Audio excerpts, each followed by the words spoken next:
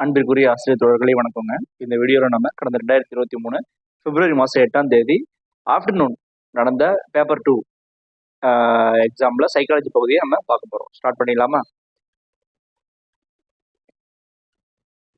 எரிக்சனின் மன சமூக வளர்ச்சி படிநிலைகள் எண்ணிக்கை எத்தனைன்னு பார்த்தீங்கன்னா 8ங்க. எரிக்சனோட சமூக மன வளர்ச்சி கோட்பாட்டில் 8 ஸ்டேஜஸ் இருக்குங்க. அனுபவத்தின் வழியாக நடத்தை மாற்றம் நிகழ்வது கற்றல்.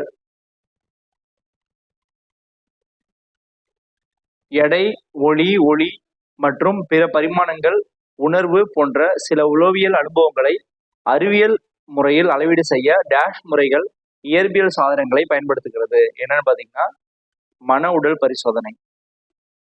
கீழ்கண்டவர்களில் ஆளுமை கோட்பாட்டினை உடலமைப்பின் அடிப்படையில் 3 வகையாக பிக்னிக், அத்லெட்டிக் அண்ட் லெப்டோசமேட்டிக் வகைப்படுத்தியவர் யார்? யார் இதை இப்படி மாதிரி பிரிச்சிருப்பா அப்படின்னு பாத்தீங்கன்னா கிரஷ்மர் தாங்க பிரிச்சிருப்பாரு. நுண்ணறிவு ஈவானது குறைந்தபட்சம் ஒவ்வொரு டேஷ் வருடங்களுக்கும் மாறக்கூடியது. நம்மளோட ஐக்கியம் இருக்குங்க இல்லையா, அது வந்து ஒவ்வொரு 3 வருடங்களுக்கும் மாறக்கூடியதுங்க. ஒவ்வொரு 3 வருடத்துக்கு ஒரு முறை வந்து அது மாறும். அடுத்து பாருங்க, பால் பற்கள் உருவாகும் வயது. பொதுவாக குழந்தைகளுக்கு 2 வயசுல பால் பற்கள் உருவாகும். நடத்தை கோட்பாட்டை முதலில் உருவாக்கிய தத்துவ அறிஞர் யாருன்னு பாத்தீங்கன்னா டெஸ்கார்டஸ்ங்க. கட்டுப்பாடு, நகலாக்கம் மற்றும் வரன்முறையின்மை போன்றவற்றை கொண்டுள்ள மன உளவியல் முறை எதுன்னு பாத்தீங்கன்னா கள ஆய்வுங்க. புலன்காட்சி நடைபெறுவது பொருளுடன் கூடிய புலனுணர்தல். பின்வரும் உத்திகளில் எந்த ஒன்றை பயன்படுத்தி ஒரு குழந்தையிடம் பயத்தை தூண்டவும் நீக்கவும் முடியும்? எதுன்னு பாத்தீங்கன்னா கண்டிஷனிங், நிலையுறுத்தம்.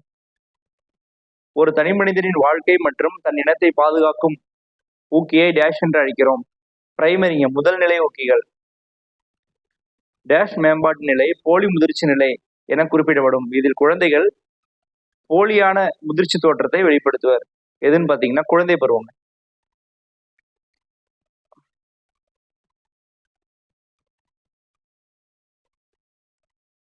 அறிவு வளர்ச்சியின் தொடக்கம் என்பது பொருளறிவிலிருந்து கருத்தறிவு. ஒரு மனிதன் பிறரை தன்னிலையில் உணர்தல் என்ற குணம் அவனுடைய டேஷை குறிக்கிறது. எதுன்னு பாத்தீங்கன்னா மன எழுச்சி முதிர்ச்சிங்க. நன்னெறி வளர்ச்சி நிலை கோல்பெர்க் கோட்பாட்டின்படி எத்தனை நிலையாக வகைப்படுத்தப்படுகிறது? எத்தனை நிலைனா 3 நிலைங்க. அதாவது வந்து pre conventional, conventional, post conventional. மனநல கோளாறை வகைப்படுத்தும் DSM-4 அமைப்பு டேஷால் உருவாக்கப்பட்டது. ஏபிஏயால் உருவாக்கப்பட்டது. புதிய அடையாளத்தை முழுமையாகவோ அல்லது பகுதியாகவோ உருவாக்குவது டேஷ் ஆகும். என்னன்னு பாத்தீங்கன்னா ஆக்கத்திறன், கிரியேட்டிவிட்டி. நடத்தை என்பது ஆளுமை மற்றும் வெளிப்புற காரணிகள் இரண்டின் செயல்பாடுகள் டேஷ் நோக்கு ஆகும். என்னன்னு பாத்தீங்கன்னா ஊடாடுபவர், இன்டராக்ஷனிஸ்ட். குவிய சிந்தனையில் ஒரு தூண்டலின் பொழுது மன உணர்ச்சியை வெளிக்காட்டுபவர் ஏறக்குறைய ஒரே மாதிரியான துலகங்களை வெளிப்படுத்துவார். கற்றல் வளைகோட்டில் உள்ள தட்டையான பகுதி எதை குறிக்குது அப்படின்னா கற்றலில் உள்ள வேகத்தில் மாற்றமின்மை. கூர்ந்து கவனிப்பதற்காக பயன்படுத்தப்படும் களவேளையினுடைய ஒரு நுட்பமே டேஷ் ஆகும் என யங் கூறினார். எதுனா நேர்காணல், இன்டர்வியூ. மற்ற குழு உறுப்பினர்களின் நடத்தையை கட்டுப்படுத்த பயிற்சியை மேற்கொள்பவர் தலைவர். கற்றலின் மூலமாக குழந்தைகளின் திறனை மேம்படுத்துவதற்கு உதவியாக இருப்பது முதிர்ச்சி, மெச்சூரிட்டி. ஒரு ஆசிரியர் வகுப்பறை அமைப்புள்ள டேஷை பற்றி அறிந்திருக்க வேண்டும். சமூக செயல்பாடுகளை பற்றி அறிந்திருக்க வேண்டும்.